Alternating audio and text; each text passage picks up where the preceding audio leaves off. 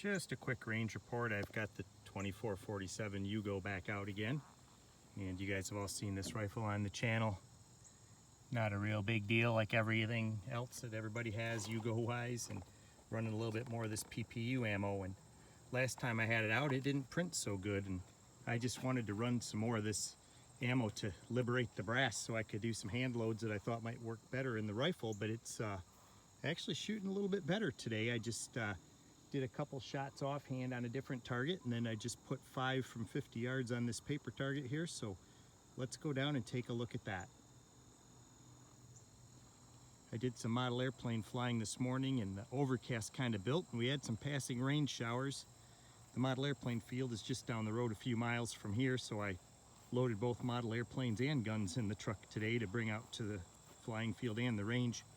I had to wait out the rain for a little bit, but the sky's blue in places, but it's, you know, overcast in places too, so we don't want to set up anything too complex, so I just went with the cheap plastic rest and a small rear bag. And I shot some 357 Max out of a contender today, and I shot 3 different 357 revolvers working at 25 and 50 yards, and had some good results with that. And I wanted to run some ammo through this Yugo, and here's my first 50-yard target with the Yugo.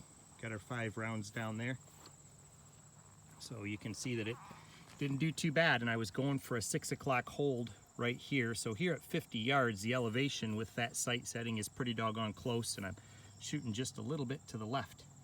So let's run a few more through there and see what I get. I don't know if I'm going to do this on camera or just come back at the target after I shoot some more, but I'll put some more on this and see if they stay in that same group. Starting to sprinkle a little bit here, so I'll just get these down range. Hopefully the rain doesn't start pouring down.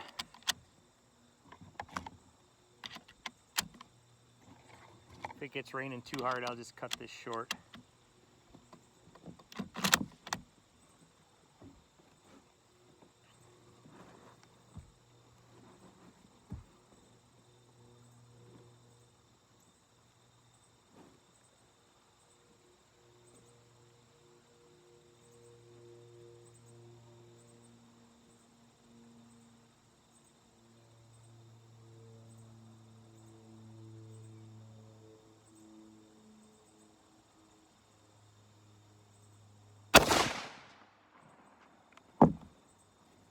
Glasses are starting to steam up. It's pretty humid, and the rain is coming on a little harder, so I'm not going to fool around too much here. I'll go ahead and get these on the target.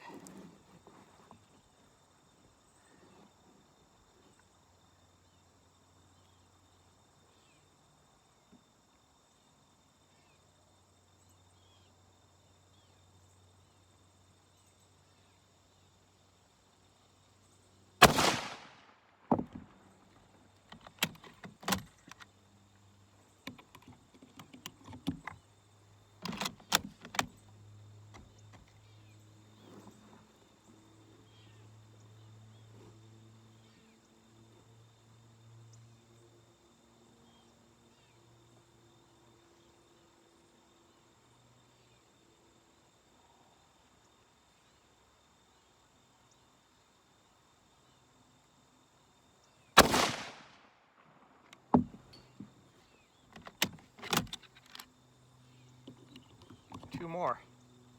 I wanted to finish this box up, but it's starting to rain pretty good. Yeah, back that way it's cloudier too, so might have to put it away for a bit.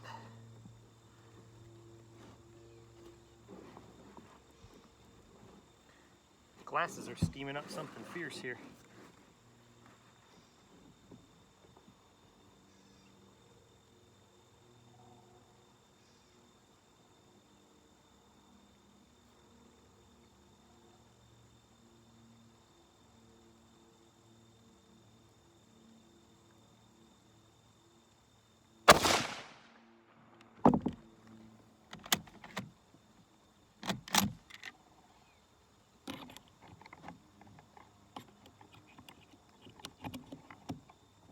Now let's get this last one in this 5-shot group.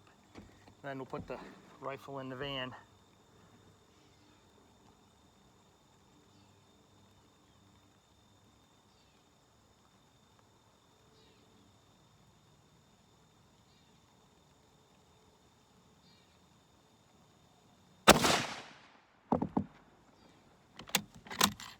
rain isn't really getting any worse. It's just kind of sprinkling here. How many rounds do I got left? I still got 8 left. Let's go ahead and wrap it up here since it's pouring. Well, it isn't pouring down rain, but it's sprinkling and starting to pick up its pace. I'll go down and check that target out and then put the rifle away for a bit and see what happens. Well, I just filmed a segment where I put the rifle away because of the sprinkles, and I walked back down range and looked at the target and everything, but like I've done a few times lately, I had the camera out of sequence and I was filming when I didn't think I was filming, and when I thought I was filming, I wasn't filming. So we're redoing the target here. I just walked back down again and say this is 10 shots, and I obviously had one that I yanked up here and I was hurrying a little bit, so I opened that up a little bit, but say we're a little over an inch from with that group of 10 plus this one that I, so if you count them all, it's about each one of these squares is an inch, so that's, maybe 2 1/4 or so, counting the whole thing. The weather's slowed down enough here, the sprinkling has gotten slow enough that I can finish the 8 that are remaining, and I apologize for losing that other footage. I was putting the rifle back in the bag and in the van and talking a little bit, but I sometimes don't get the button on the camera pressed all the way, and then you think you're recording when you're not. Oh, the woes of making videos. But yeah, I got some blue holes in the sky, but a lot of clouds, so we're going to be hit and miss with these sprinkles. I don't think there's going to be any serious rain. It is starting to spit again a little bit, but I've only got 8 rounds to make up, so I'll get those in the rifle and get all set up and shoot the rest of them, and we'll see where they go on that paper in relation to the 10 that I've already done. So my glasses were fogging up on that last batch too, so I expect more of the same. I'll get the camera set back up on the bench.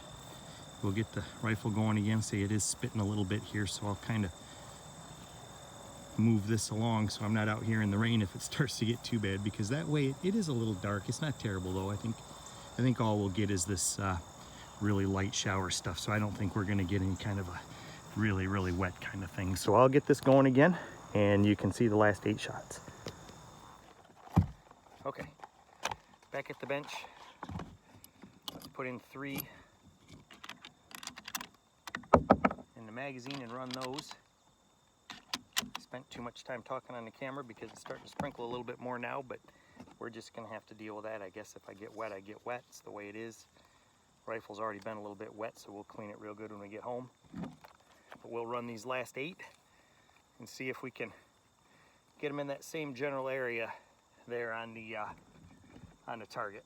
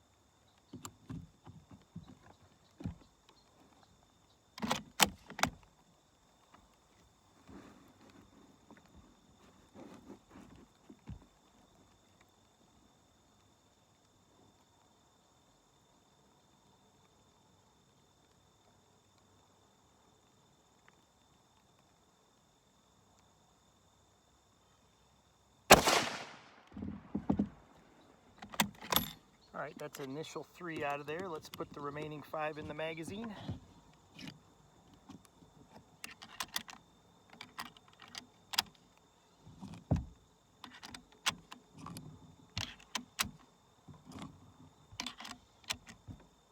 There they are, all 5.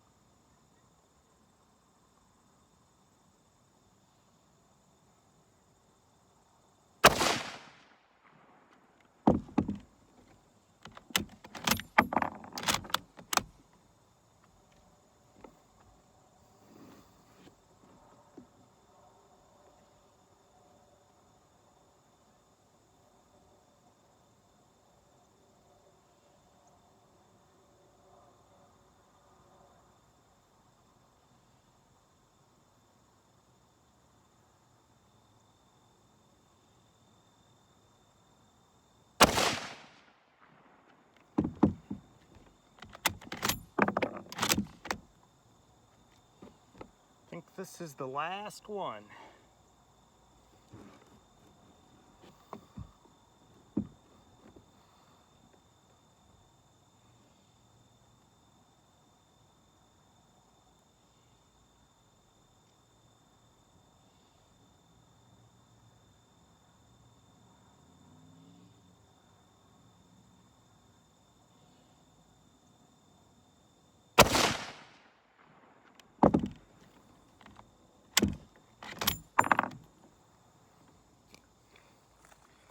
Okay, well that's that box finished up. That gives me, I shot 2 boxes of this through this rifle so far, so that'll give me 40 pieces of brass for it, in addition to some other little random ones that I've fired through it. I do have 9 rounds of a different bullet that I loaded myself, the same load that I ran in this rifle when I first fired it, that seemed to behave a little bit better than this does. But this box of the factory stuff didn't do too bad. These are 196 grains, and I chronoed them in the other video, but I don't remember what the speed was. It strikes me that they were rather slow, like around 2,100 feet per second or something like that. I don't know if the box actually shows a velocity. It does not, but it strikes me that it was quite slow. I was surprised by the lack of velocity, but I do have the 150s that I loaded myself. If the weather holds here, I might see how those print. It's not bad right now. I might have a break in the action, but some spots on my glasses. I know better than to do this. It's just going to smear it all over. But yeah, I've got one of the glasses cleaning cloths in the van. I can touch it up with that. But boy, is it humid out here. My glasses were steaming up. So let's go down and see how the group fared with the last 8 put on there. I had 2 that I did not shoot at that paper target. So there's 18 shots on the piece of paper. Let's go see how they did. Well, okay, there's the 18 shots from 50 yards out of that Yugo. We had a nice little cluster right here, and then some of the others, probably me on the sights. That does not have like very fine sights on it. It's a V notch and a pointed front, so you're kind of just going with what you go with, and that's kind of the name of the game. So yeah, it looks like it's kind of the low and left thing here, and then this one here I obviously got up high, but I think the rifle shoots better than I can align those sights. So we'll see what the weather does here. I'm gonna maybe I'll put up a fresh target, and if the weather comes around and stays, right now it's not bad at all. If it doesn't rain, I'll shoot those 9 rounds with the 150s, and we'll see how they group. I doubt that their point of impact is going to be the same. I could probably use the same target, but if I dump one down in here, I won't know it. So I'll put up a fresh target, and we'll see about shooting those 150s. Well, right about the time I changed the target, it started raining again. I did get the target up. I put the same kind of target with the red dot up. The 100-yard bench is under the roof. Maybe what I'll do here is I'll just start the car up here, and maybe when I started the car, it turned off the camera when it connected via Bluetooth. So we'll just drive up to the 100-yard bench here and real quick pull out the stuff, and I'll see if I can even see that target at 100 yards. And if I can, we'll just shoot this 150 grain stuff at it from here. That'll work fine. So I'll just pull up here on the far side of the benches, so my back of my van is right about by the ramp there, and that'll work real well. Okay, very good. I'll see you back at the shooting bench.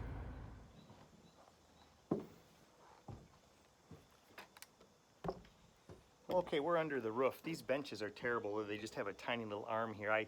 Many times I have a auxiliary piece of plywood that I clamp onto the table so that I have a decent bench to rest on, but with this weather, I'm just gonna see if I can't make something kind of work here just to get by.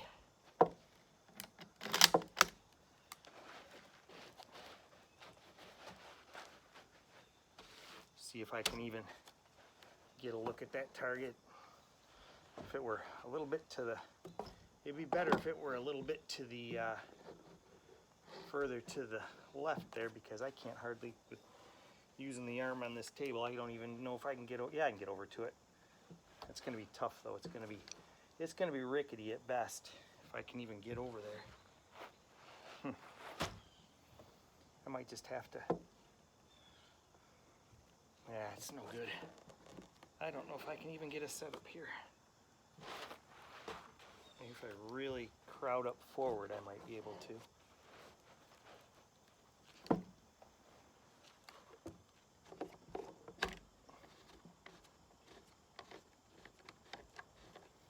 It's like, these are like shooting off of a picnic table. They're just not set up right. I don't know what the theory was when they were made, but they're terrible.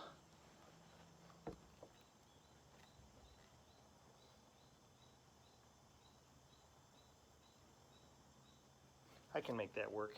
It's not ideal, but I will make it work. That way, if my group is really bad, I can blame it on the bench. But if the group is really good, then I can say how marvelous my reloading skills are. We'll start out with 5. It's the same red target. It's a little small for an aiming point at 100 yards, but with iron sights, but we'll make it work. Let's get my glasses together here.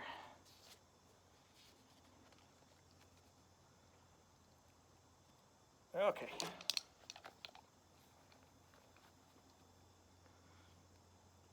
Let's see if I can do something with this.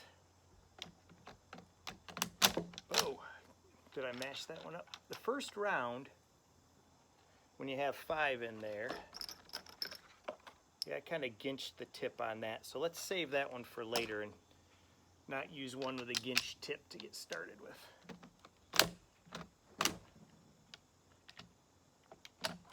That's better. Sometimes with all 5 in the magazine, that first one is a little tentative with these bullets that are a little shorter. With a heavier bullet and a longer overall length, it's not so bad, but let's see if we can do this.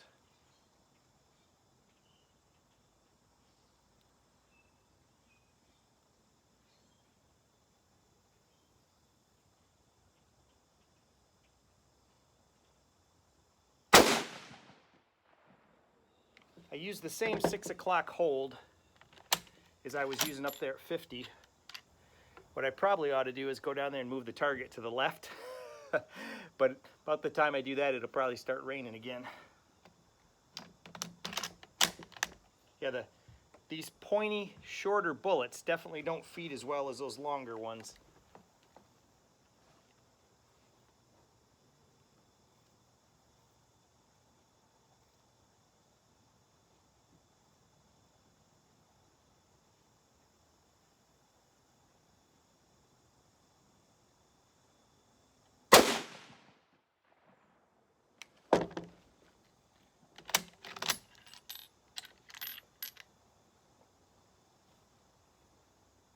Yeah, this brass has been fired in this rifle once before, and I think I only neck sized it the last time after I shot it, if I remember correctly. I don't know if my notes say or not.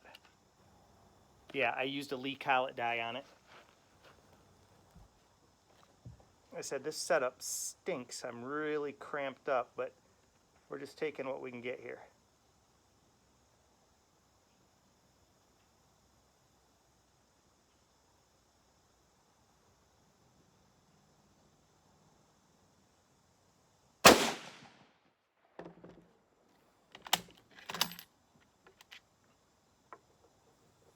Two more.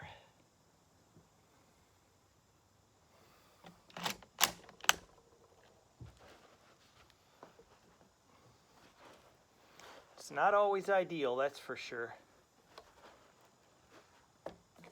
Cheat that over just a little bit.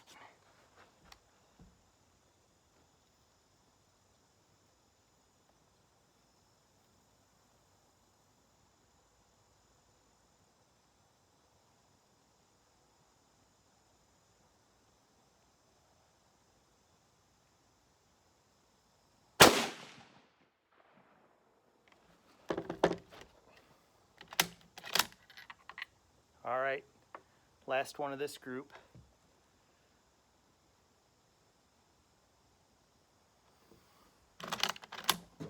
Oh, I only put 4 in there. I didn't put one back in after I bent that one, I guess. Or I only put 4 in to begin with. That's the one that I mashed the tip on. This one will work. You guys are supposed to be counting. I thought I had 5 in there before I mashed that one, but maybe I didn't. I think there's only 9 of these. Yeah, there's 9, so there should be 4 left. Yep. Okay.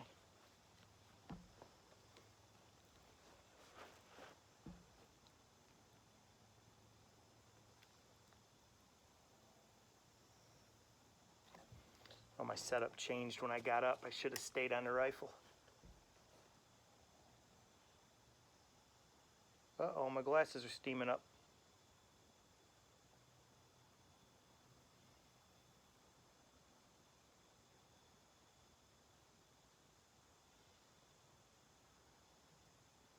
I hope those are on the paper.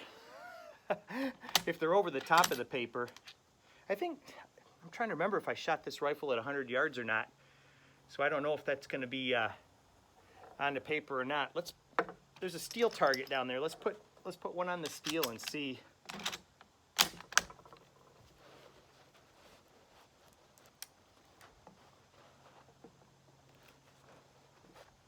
I'll do the same 6 o'clock hold and we'll see if we hit it.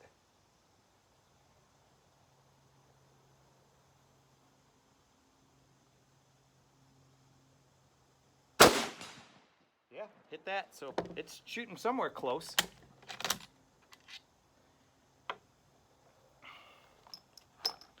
So I got these last, that was the one that had the little bit mashed up tip. Let's go ahead and put these last 3 on the same target with the first 5 on the paper.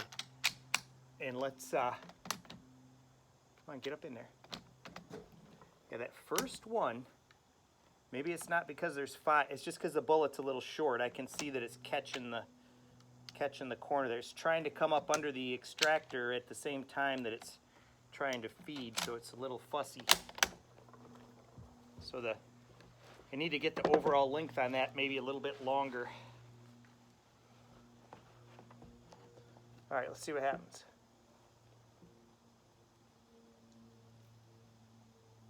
So if I hit that steel with that hold, I should be somewhere close because that gong is about the same size as my bullseye.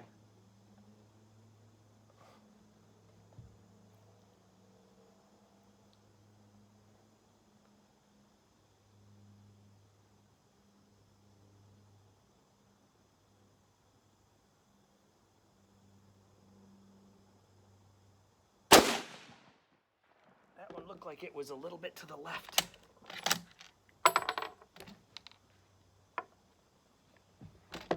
Yeah, this is a clumsy setup. But with the weather, I don't want to invest much time in anything. I just want to get, the main thing I was trying to do today was to shoot that factory ammo to liberate the brass. This is just fooling around with the 150 grain bullet.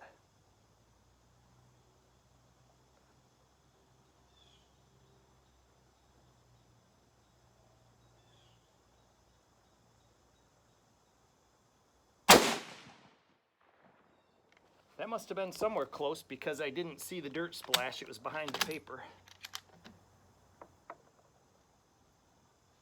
Last one. And this one, the load data is the same as it was in the last time I shot these. It's 50 grains of 4007 super shortcut, 2.95 overall. It's a vintage Herder's bullet, 150 grain 8mm bullet, soft point.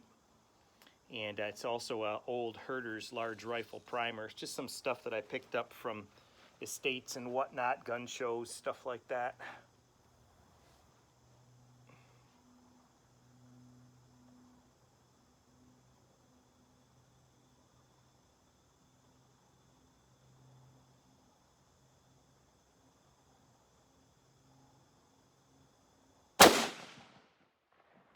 Okay,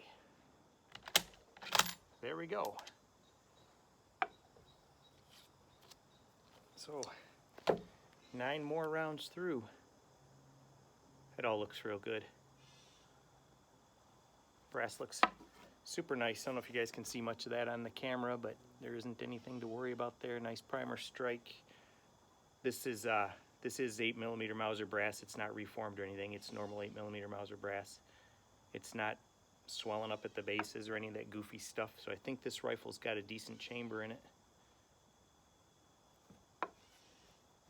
And I did take headspace reference measurements on this brass before I ran it, so it'll be interesting to see if it did any more. So like I said, I did not full length size it this time around. I just hit it with the collet die to get the neck.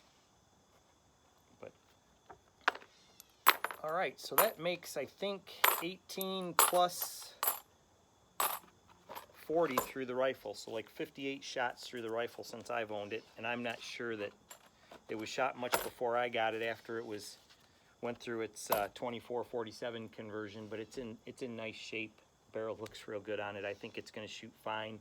The front sight is not as pointy as I'd like it to be. The top is rounded a little bit. I don't know if it was like that from the get-go, just was a little bit rounded on the top, or if it got banged on something or what. But I think I might even have, I don't know what sizes, those little pyramids, they come in different heights, but this one, since it's shooting a little bit low at 50, it's a good one to have. But now this has a tiny little notch in the rear sight back here, and then when you get that kind of rounded pyramid on the front, it doesn't give you a lot of granularity there. It's kind of a, you know, the front sight shows up good, but it's a little bit blunt. So I think if I put a sharper pyramid on there, it might be a little bit better. But let's go down and take a look at that target after I put those rounds on there. There'll be 8 of them on there since I put one on the steel target, and we'll see what I did.